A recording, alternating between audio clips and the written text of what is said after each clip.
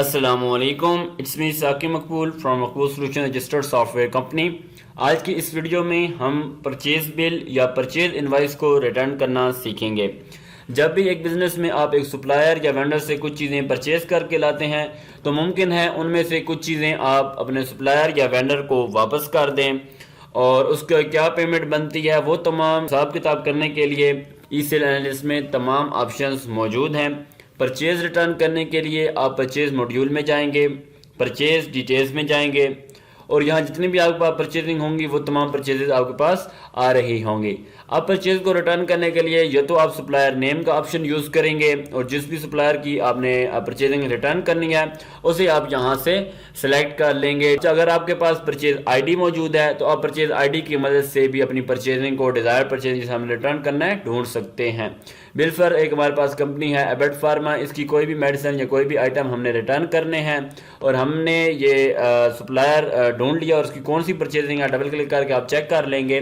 बिलफर ये वाली परचेजिंग आपने रिटर्न करनी है तो आप परचेजिंग के एंड पे चले जाएंगे और यहाँ रिटर्न बटन पे क्लिक कर देंगे। अब जो भी आइटम्स आपने उस परचेज में डाल रखे होंगे वो आपने सामने ओपन हो जाएंगे। ये परचेज क्वांटिटी है और जितने भी आपने पीसेस या आइटम्स रिटर्न करने हैं वो यहाँ पर आप मेंशन कर देंगे। अगर तो कंप्लीट बिल आपको रिटर्न करना है तो आप नीचे अमाउंट रिटर्न में बता देंगे कि सप्लायर ने आपको मौके पर कुछ पेमेंट रिटर्न की या उसने अकाउंट पे रिटर्न करने का वादा किया, तो आप अमाउंट रिटर्न में 0 लिखेंगे। और अगर मौके पर ही कुछ पेमेंट रिटर्न हो गई तो जितनी अमाउंट रिटर्न हुई वो आप यहाँ पर लिख देंगे और बाकी बैलेंस हो जाएगी। और अगर बिल पर बैलेंस नहीं करना तो आप यहाँ पर 2-4 रुपए जो एक्स्ट्रा बनेंगे उन्हें डिस्काउंट कर देंगे और इस तरह आप बिल को सेव कर देंगे। अब हम एक और परचेजिंग को पार्शली रिटर्न करते हैं, यानी उसमें से सिर्फ कुछ चीज़ें ही अगर हमने रिटर्न करनी है तो जो चीज़ें आपने रिटर्न करनी है और उनकी कितनी क्वांटिटी आपने रिटर्न करनी है वो रिटर्न क्वांटिटी का आपके पास ऑप्शन मौजूद है। बिल पर 2 पीसेज आपने रिटर्न करना है और इसका 1 पीस रिटर्न करना है। ये अगर आपने आइटम रिटर्न नहीं करना तो आप यहाँ पर 0 भी लिख सकते हैं, या बेहतर तरीका आप यहाँ से इस आइटम को डिलीट कर देंगे। डिलीट करने के लिए आपके पास दोनों ऑप्शन मौजूद हैं, यहाँ पर डिलीट एक्शन बटन भी मौजूद है, या आप सिंपली कीबोर्ड की मदद से डिलीट की प्रेस कर देंगे। बाकी जो आइटम आपने रिटर्न नहीं करने उन्हें आप बिल में से ख़त्म कर देंगे। बिल्कुल ये 2 आइटम और इसकी 2 और 1 क्वांटिटी आपने रिटर्न करनी है तो इसकी टोटल कितनी पेमेंट बनेगी वो आपके पास नीचे शो हो रही है। 3,215 रुपये इनके बनते हैं। तो जो अमाउंट मौके पर वापस हुई सेम एज इट इज़ आप यहाँ पर मेंशन कर देंगे।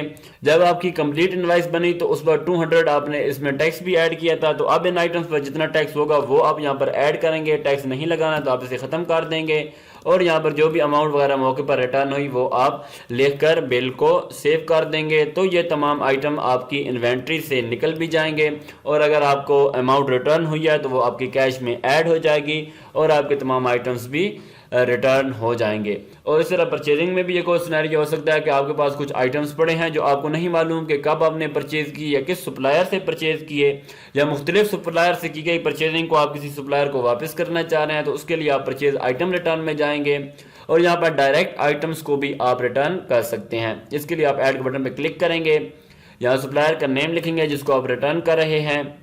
बार कोड या प्रोडक्ट नेम वाली फील्ड या तो आप आइटम को स्कैन कर लेंगे या आप आइटम का नेम भी लिख सकते हैं। जो भी आपके आइटम्स होंगे जिन्हें आपने रिटर्न डालना है उन्हें आप सिलेक्ट करने के बाद आगे उनका नेक्स्ट अगर बैच वाले आइटम्स हैं तो कौन सा बैच आप वापस कर रहे हैं वो आप यहाँ पर सिलेक्ट कर देंगे, क्योंकि हर बैच की अलग एक्सपायरी सेल परचेज हो सकती है। तो खुसूसन एक्सपायरी आइटम्स को मोस्टली रिटर्न किया जाता है सप्लायर्स को। और यहाँ रिटर्न क्वांटिटी में आप जितने जितने पीसेज या बॉक्सेज रिटर्न कर रहे हैं वो यहाँ पर आप मेंशन कर देंगे। उस पर कोई सेल्स टैक्स विदहोल्डिंग टैक्स वगैरह है तो वो भी आप लिख सकते हैं। जो भी टोटल अमाउंट बनेगी वो यहाँ पर आपको डिस्प्ले हो जाएगी और एंड पे कोई डिस्काउंट या कुछ ऐसी चीज़ें आपने लगानी है तो वो भी आप अटैच कर सकते हैं। और पेड अमाउंट में सेम एज इट इज़ आप लिख देंगे कि सप्लायर ने आपको मौके पर कितनी पेमेंट वापस की। अगर कंप्लीट पेमेंट सप्लायर आपको वापस कर देता है मौके पर ही तो आप यहाँ पर कंप्लीट पेमेंट पेड कर देंगे। कुछ पेमेंट वापस करता है तो आप यहाँ पर जितनी पेमेंट वापस हुई वो लिखेंगे। बिल्कुल भी वापस नहीं हुई और अकाउंट में रिटर्न करने का वादा किया गया तो आप यहाँ पर 0 लिखकर बिल को सेव कर देंगे। इससे क्या होगा कि आपकी परचेजिंग भी रिटर्न हो जाएगी, अमाउंट वगैरह का भी सेटअप सॉफ्टवेयर खुद ब खुद कर देगा और स्टॉक से भी आइटम्स खुद ब खुद लेस हो जाएंगे। ये तरीका है परचेज रिटर्न करने का। अगर इसमें कोई भी चीज़ आपको क्लियर नहीं हुई तो मकबूल सॉल्यूशन टीम के साथ आप रब्ता कर सकते हैं। आज की इस वीडियो में बस इतना ही। नेक्स्ट वीडियोज़ में हम बाकी ऑप्शंस को देखेंगे। तब तक के लिए अल्लाह हाफिज़।